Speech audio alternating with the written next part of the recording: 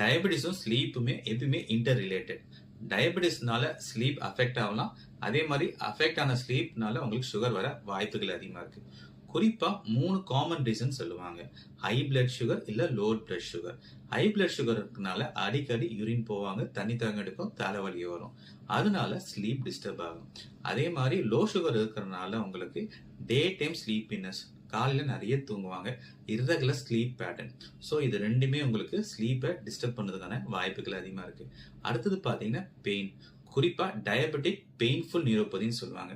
Night தூங்கும் போது மட்டும்தான் அதோட பெயினே இருக்கும். அதனால அது நாக்டர்னல் பெயின். அடுத்தது பார்த்தீங்கன்னா ஸ்லீப் டிசார்டர்ஸ். அதனால வர ரெஸ்ட்லெஸ் லெக் சிண்ட்ரோம்.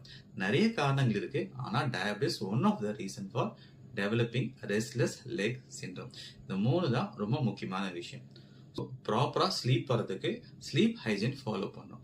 அது என்ன ஸ்லீப் ஹைஜீன்?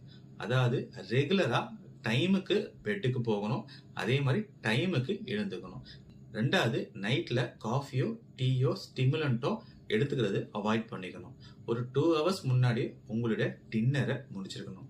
நீங்க தூங்க போற இடம் ரொம்ப டார்க்காவும் கூலாவும் லைட் எக்ஸ்போஸ் ஆகாத இடமா இருக்கணும். அடுத்தது 2 ஹவர்ஸ்க்கு முன்னாடி கண்டிப்பா எலக்ட்ரானிக் கேட்கெட்ஸ் யூஸ் பண்றது அவாய்ட் பண்ணிக்கணும். இதுக்கப்புறம் ரொம்ப முக்கியமான விஷயம், ப்ராப்பர் ஸ்லீப் குவாலிட்டி. அதாவது ரொம்ப நேரம் தூங்கினாலும் பிரச்சனை, ரொம்ப ஷார்ட்டாகவும் தூங்கினாலும் பிரச்சனை.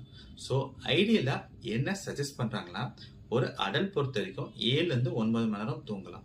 அதே மாதிரி ஒரு பெரியவங்க பொறுத்த வரைக்கும் 6.5லேருந்து 9 மணி நேரம் தூங்கலாம். ஏதோ ரொம்ப வயசானவங்க இல்லைன்னா ரொம்ப குழந்தைங்க 9லேருந்து 10 மணி நேரம் வரைக்கும் தூங்கலாம்.